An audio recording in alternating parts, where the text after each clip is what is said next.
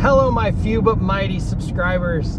Today we're going to talk about something pretty basic that you guys have been asking about. It's Greg, I want to get into residential real estate investing. Obviously, you've probably heard me talk about, and you've probably heard that investing in real estate is the quickest way to develop true wealth. Not be rich. Rich is a byproduct of wealth. Wealth comes from owning assets, more assets than liabilities. And real estate, each and every time you buy a piece of real estate, it becomes more, it's an asset. So the exciting part about residential real estate, there's different options. I'm going to go through those options in the video, and we're going to go through step by step each one and what are the positives and negatives kind of each investment type. So some people think it's just a matter of, do I want single family or multifamily, and that's your only option, when in fact there's many to choose from depending on your risk tolerance and your style. So we'll get started with my personal favorite. The first one, which I did, which is house hacking. House hacking is getting into real estate by living in the property of the investment. So you're going to buy a property, and in my case, it was a two-family in Lakewood. I lived when I was 24. That's when I bought my first one. I'm not 24 now, although I do look 24. I'm not 24. Just kidding. And I bought my first two-family, and I lived, and it was nasty. It was what I could afford. It was beat to heck. It was a mess. But it was all cosmetic. Structurally, what you're looking for is good, solid bones. But what does that mean? Solid bones means a good foundation, and a home inspector will be able to tell you that. If there's any reason for a structural engineer to go out there, they can do that as well. There are some indicators of foundations that are compromised, and those might be like your doors in the second floor or first floor aren't opening and closing well. You have horizontal cracks in some of the plaster from the door frames up. You could see maybe there's roof leaks. Roof leaks actually can be tied to foundation issues. Typically, those foundation issues can be caused by an extra heavy load pressing against it. There's a lot of clay foundation in Cleveland, Ohio, for example. So if it's extra wet because you have bad gutters, the gutters are throwing water down next to the foundation. Foundation clay is getting strong and solid, and during the winter time it freezes, expands, and contracts, and actually pushes against the wall of the foundation of the basement. So it's sorry about that. It is sometimes so you're looking for a solid foundation. You're also looking for the bones. The bones are foundation, roof, windows, because you don't want to spend a bunch of money on investment on a roof when you're investing in a house, because a roof is something that people just expect to have there. It's not like if you put a $20,000 roof on, all of a sudden your home's worth more, you can charge more rent. A roof is a roof. So if I can ever find a property that is cosmetically beat but foundationally strong, that's really what I was looking for. That's what I'm always looking for. And this first house had good bones, right? It had a good foundation, had a good roof, and also somebody had gone in and rehabbed the third floor. So it did have one of the three floors. It was a two-family. So a two-family means, in our case, a double. A double is up and down. Our case being Cleveland, Ohio, versus I know other places have more duplexes, which is left and right. Cleveland has both, but majority is doubles. Double being up and down. So 2-bedroom down, 2-bedroom up. In this case, the third floor attic was redone with skylights. It was actually pretty nice. The third floor was. The rest of the house was a dump. So what I did is I moved into the downstairs unit, which was a total mess. None of the screens and the windows worked. The floor was gross. The walls were disgusting. I don't know how some people live a certain way. I don't know. I don't know why you wouldn't just spend a weekend and clean, but people don't. And then it just piles on top of each other. But I lived downstairs, and what I did is I threw a mattress on the floor of the bedroom, and this unit was gross. Many people would just be like, why would you ever buy this place? Because I knew the potential of the cosmetics. Cosmetics are easy. Painting walls, that's very easy. Spackling, painting, ripping up old carpet that's nasty, and then you just gotta hope that you got beautiful hardwood underneath. Even if you have patina or older floors, if it's hardwood, people love hardwood, and tenants especially. They don't love carpet in most cases. So if you can pull up that carpet and paint the walls, you are well on your way to having a great investment ahead of you. So that's what I did. But I started in the bedroom. I just cleaned it out, so I had a really nice bedroom. I just spent the weekend painting ceiling, walls, tore out the floor, cleaned it up, made it super pristine and nice. The next was the bathroom, because those are the two places that I would use all the time, the bedroom and the bathroom. I could always eat out. I don't need the kitchen to be great. Every other room was nasty. So then I worked my way to the bathroom, made it beautiful. So the bedroom was beautiful and the bathroom was beautiful. The rest of the unit was gross. And over time, I just worked and made it nicer and nicer. Once it was all done, living room, kitchen, bathroom, both bedrooms, the place was on point. Really, really nice. New mini blinds, like those little vinyl mini blinds, just put those up. Don't let your tenants hang curtains and bed sheets in their windows. Those mini blinds, they're like $5 a piece. You can go to Menards, get them cheaper. The thing I don't like about Menards is the metal is usually so thin and flimsy. The gauge of metal they use on the brackets to hang things, it's just, the quality of those mini blinds are just so cheap. I mean, if you get the ones I'm talking about, which are $5, $10 for the big ones. But you can do window treatments throughout the unit. Anyway, I got done with that and I house hacked. So then I'm living there. Upstairs, by the way, just totally nasty, right? Just beat to heck. Rents were low, but I let them stay there and pay that rent. Once their lease was up, I moved upstairs. Guess what? Into the nasty unit again. Downstairs, though, was beautiful and pristine, and I was able to max out the rents for the market at the time. So I was able to maximize that rent, and that money then went towards the mortgage, and I lived in the unit that had 2 floors, so it had higher potential, but had a lot more work to do to it. So again, I took that mattress, that bed mattress, threw it on the floor of the bedroom. Whole unit was gross, and again, painted out the bedroom first, then I went to the bathroom, then I went to the other bedrooms and did the whole unit. And then at that point, I was able to move out of that 2-family property, and I had beautiful units up and down. Obviously, during that time, I was working on the yard, I was working on the exterior a little bit, just making it really, really nice. So while I'm doing that, I'm actually living on site. Guess what? It makes it a lot easier. All your tools, you don't have to move. You don't need you don't need a pickup truck or any type of like landlord van like I have. You don't need a 2000 Astra minivan. But if you're lucky, someday you will work your way up to own a 2002 Astra minivan like I do. It's such a beautiful thing. And that's called house hacking. So then you go to the next house. Guess what I did? Same thing. Moved right into a nasty unit, threw the mattress down, did it again, did it again, did it again. So now I own over 19 units, rental units, and most all of those were done through house hacking. That is one way, and that's multifamily too, by the way. So house hacking is indeed its own category. That's the number 1 category, house hacking. You could do that with a condo. You can do that with a couple of the different options. The one that I chose was multifamily, because what I liked about it is while you're living in half the unit, the other tenant is still paying part of your mortgage payment. So right now, yes, there's been a lot of great appreciation, but that same appreciation is a double-edged sword when you're trying to get into the rental market business and buy properties, because now the properties are so expensive, it's hard to make them cash flow, which you still can do that, but it makes it a little bit harder. So that's what I did. Which the double, triple would obviously be 3 units, first floor, second floor, and then the third floor is large enough to have a unit of its own, kitchen, bathroom, and so there are 3 families and 4 families as well.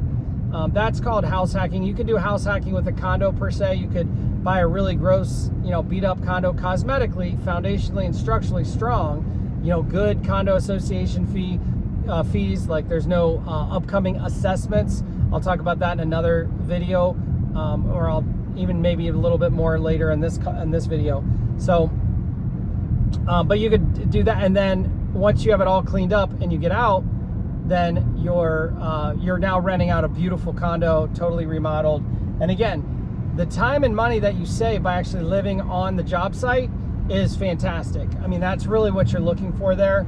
Makes it so much easier. Every day you go home, you're looking at the project. So before you go to bed, maybe paint a wall. Before you go to bed, maybe hang a ceiling fan. Before you go to bed, you wake up on a Saturday morning, heck, knock out half the unit, then go work out and enjoy the rest of your day.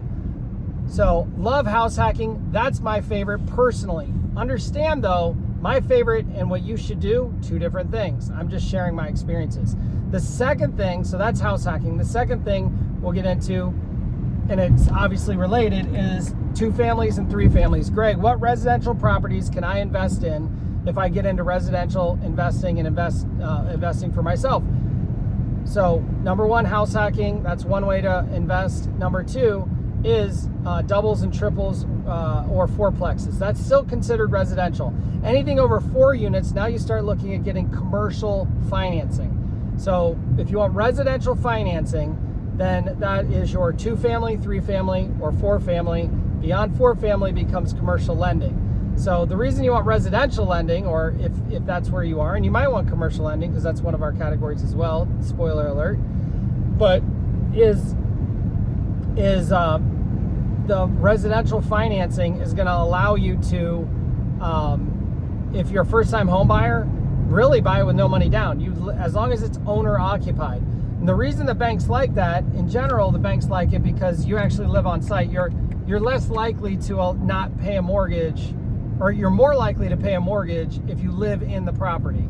Less likely if you don't live in the property as an investor. So their risk goes down. So they're willing to lend money out because they know you live there and they know that it's important for you to continue to pay and keep that property. So owner-occupied residential financing is the way to go. If you're just getting started in real estate, quite frankly, the first property you buy on the financing side is going to be by far the easiest you ever have to get financed.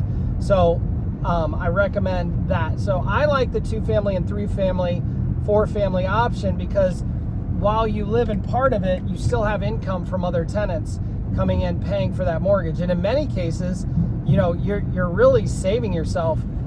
It would be more expensive for me to go rent a property, for example, than to buy a 2 family, live in half and rent out the other half, because that half rent is paying part of my mortgage. So then the part that's left is usually a lot less than if I was just renting, of course. So 2 families are great. Also, you never have 100%, well, you shouldn't have 100% vacancy. So if one tenant moves out, you still have one tenant there.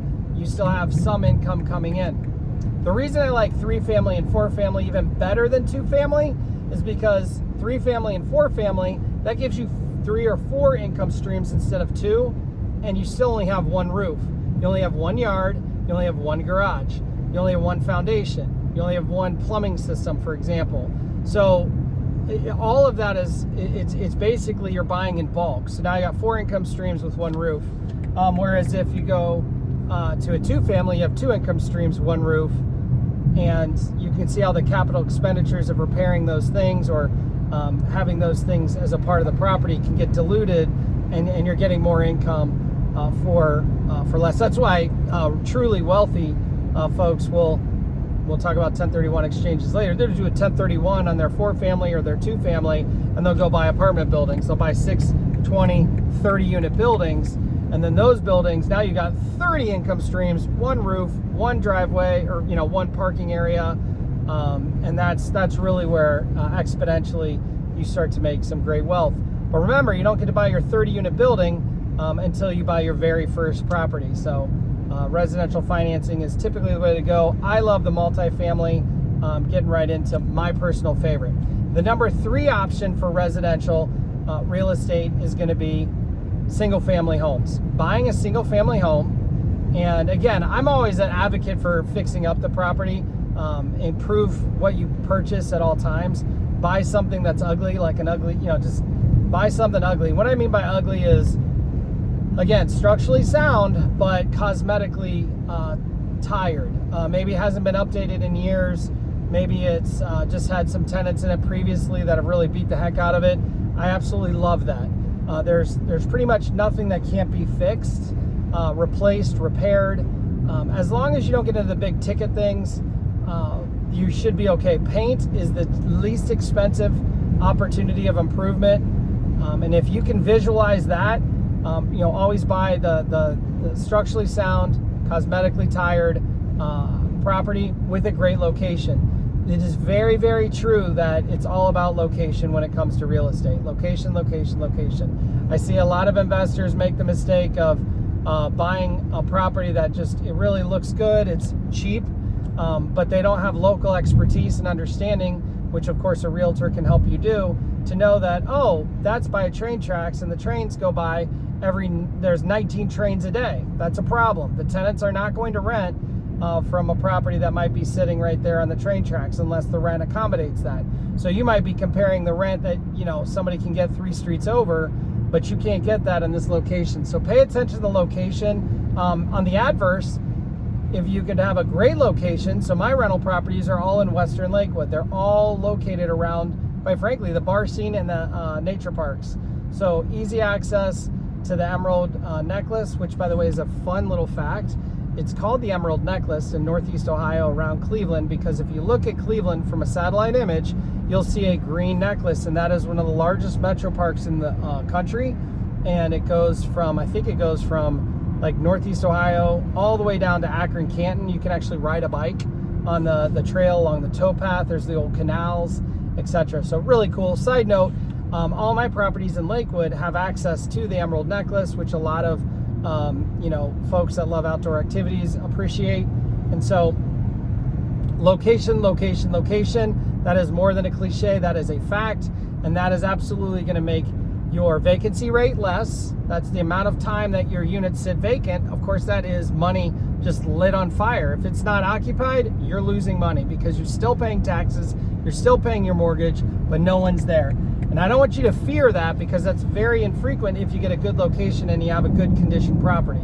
So location, condition, and is your market rent fair with the market? Is it market rent? You do those 3 things, you're going to stay occupied. But location always being primary. So when you buy that single family home, which is option number 1, house hack. Obviously all of these things apply. Number 2, multifamily. Number 3, single family. Single family, I believe, it's going to be more important to have that great location than anything because single family typically is going to be somebody that wants to live there long term. So the benefits of single family over multifamily is tenancy, the length of tenancy. Somebody moves into a single family home, you're probably going to have them for years as opposed to maybe just 1 year and then they're more transient. They multifamily, 2-bedroom, they've got roommates, the roommates don't work out or they want to move on. It's typically just a temporary living situation, whereas single family home renting is going to be a much longer term solution, which is great. You have less paperwork to do. You typically just have less wear and tear on the unit itself. Every time you turn a property over, you've got to clean it. There's a cost and expense in that. So single family, a great option. You could do luxury rentals. You could do very inexpensive single family rentals. One of the things that if you're farther down your career or your financial life and you've got a little bit more money, you absolutely can rent out $1 million homes, rent out $500,000 homes. Our team is constantly looking for rentals for the Cleveland Cavaliers, for the local sports, for the Cleveland Browns, the Cleveland Guardians. They're always looking for temporary. Cleveland Clinic, a lot of the doctors, the residents, they're usually looking for condos to rent, but the doctors and the staff, those folks, executives, they're looking for something nice, but they might have multiple properties. They might be at Boston Medical and Cleveland Clinic, and they might have multiple living situations, and they want to rent at each location. So single family isn't just inexpensive homes, but it's also luxury properties as well. And then so you get multiple single family. Now let's go on to our next one. And this one's had a lot of action and a lot of activity lately, and that's your Airbnbs and your temporary rentals. So somebody wants a really fun, fully furnished location, let's say down in Ohio City. For a while I had about 3 different Airbnbs. The one that really did pretty well was down on the towpath, and we had electric bikes in it. I did this with a business partner. So when we talk about financing, not only could you go it alone, but you could also have partnerships. So me and my business partner, Mike, we bought a townhome down there. It was one of those tall 4 stories with roof deck, really fun. We had an electric charger, we had electric bikes that could go along the towpath. If you wanted just a fun weekend away to go to a Guardians game, go downtown, hang out, Ohio City, Tremont area, just a lot of fun. We had that, and that would just rent out daily. So sometimes it was the weekend, sometimes people would rent out for a week, 2 weeks, 3 days. It was variable. It could be anything. Now, the caution there is that, you know, your condo association, your municipality, the cities are, a lot of them are getting frustrated because some of the tenants that come in just cause kind of chaos, and then they leave. So the condo associations, you want to be a little bit careful when you're purchasing these, because there might be regulations that may not exist today, but might be in effect in the city, and that could be within the city. So pretty much out of your control. Now you're sitting on a fully furnished townhome with the inability to rent it out because they don't allow short-term rentals. But for the locations that do allow short-term rentals, it can be a very, very lucrative and great way. It's very high maintenance though. Think about it. You've got to manage a cleaning crew. You've got to manage, because most likely you're not going to be the one to want to go clean every 3 days or every day that somebody comes and goes. You basically now just giving yourself a full-time job. And remember, as Robert Kiyosaki says, investments are things that work for you. You don't work for them. So you got to make sure that this investment doesn't become, a weight around your ankle. So that's Airbnbs. Very, very good solution for a lot of people, especially if you can find that little niche that works for you. It might be cabins down in Southern Ohio. There's folks that rent out cabins and make an absolute killing. There are, inner city, like the urban lifestyle type of Airbnbs. Those are really fun. Again, as long as the condo associations and municipalities and cities allow it. And then you've also got maybe around hospital systems. I know of some investors that I have that have gotten some Airbnbs that are close to hospital systems, so that family members can come from out of town and they actually have a home to live in while their family member is being treated for whatever challenge that they're having at the hospital. So that's Airbnbs. So you've got house hacking, you've got multifamily, you've got single family, you've got Airbnbs. These are 4 different ways that you can invest in real estate right away. And then financing, residential financing, first-time home buyer. If you're not a first-time home buyer and you want to be an investor, you still can, say it's your second property, you still can, move out of the first one as long as it stays within your mortgage obligations. But you move out of the first one and maybe you've been there for a year or 2 and you're like, hey, I want to move somewhere else. Now you get another owner-occupied loan. But again, that's going to be based on financing. I've got a great mortgage lender. It's with Keller Mortgage. And if you want his information, just comment mortgage below and I'll get you his information. By far, there's actually no fees involved with Keller Mortgage. There's no, it's an incredible, it's the lowest rates you're going to get as well, unless you work with a credit union or if it's actual like financing through new construction, new home build. Those two are going to be very competitive. VA, of course, is going to be competitive. But other than that, Keller Mortgage is going to be the best interest rates that you can find. So comment below mortgage if you want their information. I just absolutely love being Landlord Greg. I love fixing things. I love painting. I love just making something that is tired and old look just brand new and beautiful.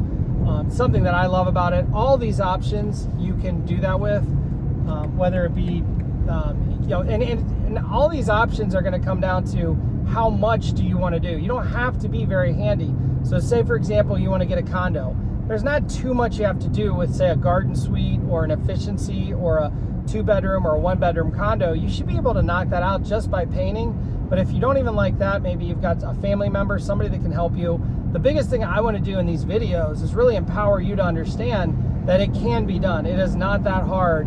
A lot of us do very, very difficult things in our occupations and in life. And we think, oh, geez, I could never be a landlord. And that's just the stigmatization that maybe the TV or movies and society has given us, but really it is not hard to maintain and keep a property going. But if you want low maintenance, that's going to be your condos. If you want higher maintenance, that's going to be your Airbnb option. You know, if when you start to get into Airbnbs and you get beyond 4 units into the commercial space, which would be another option, but this video is specifically for residential, but commercial would be the kind of the final opportunity, because now you're looking at multiple units. I recommend that you start with 1 or 2 units, because if you just walk in the door and all of a sudden you have 8 different doors, 8 tenants, you might find yourself in trouble because you haven't learned how to maintain, manage, how to, you know, make sure, you know, your leases are done correctly, your you know, the furnaces are being every winterized, et cetera, like throughout the year. So there's just, I would do baby steps before I took large investments like apartment buildings and such. That would just be my opinion. I would love to help anybody that wants to start the journey of real estate. I don't care if it's your very first investment property. Cleveland is actually known for great investments. Columbus, which I'm driving from Columbus to Cleveland, Columbus is more known for high appreciation. It's got a lot of tech companies, so the appreciation's there, the values are higher. Getting the cash flow, it probably would be easier to find in Cleveland, as appreciation is also happening there for sure, but Columbus definitely has a lot more tech companies and a lot more things going on right now. Dell, Amazon, Google, they've got some big things going on there. So it will be a little bit trickier to cash flow, but also remember, and I did a video on this before, so go check it out, on the 5 different ways that you're actually creating money and wealth through investing. And cash flow is only one of the 5. And quite frankly, I think it's the least valuable of all 5. I'd say appreciation's probably number 1, but also the tax, depending on how much money you make, the tax deductions, tax write-offs. But again, I got another video on that. Check that one out. If you've got any questions, tell me what your favorite is. Tell my other subscribers, and there's only a handful of you today, but someday there will be a lot. What's your favorite? Why have you chosen your path of investing, or what do you think you're going to invest? But whether you're new, first-time investor, or you've been investing for a while and you just need to consult with somebody that's helped hundreds of investors invest both in Cleveland, Columbus. We've even got specialists out in Pittsburgh. On the Easy Referral Network, we actually cover all the areas, and being with folks that understand cap rates, cash on cash return, they understand investing is going to be extremely important. Just because your cousin or your buddy has a real estate license does not mean they understand how to make a great decision or help you make a great decision based on your risk tolerance on which one of these options is best for you, and on the location, and on the cash flow, and on what the market rents are going for, and on if there's any upcoming changes or modifications, whether it's tax rates, maybe a city levy passed that's going to change tax rates. Maybe there's this is what realtors do. This is what my real estate team and myself will do. We're going to help you make a great decision. The first investment that you make is by far the most important decision that you'll make in all of your investing, because if you get the first one right, it makes it real easy to get to the second one, and so on. If you make a mistake on that first one, it might hold you back for years, because you don't want to buy a property that's actually losing money. You don't want to buy a property that is struggling to rent out, buy a property that has foundation issues or that costs you 40 grand just to get it back on its feet. That will set you back, and that will probably turn you off to the whole concept of investing. And truthfully, it's all up here. Mentally is more important than anything else. That's why my YouTube channel is dedicated to helping people with their mindset, getting past their self-limiting beliefs, whether it be on their small business marketing, whether it be on handyman. Yes, you can fix things. It's not complicated. You have the ability to fix, maintain, and grow. And most importantly, mindset around investing in properties. You can do it. Keep watching my videos. Subscribe below. And thanks for watching. Comment your favorite, and really appreciate it. We'll see y'all on the next video on the next drive.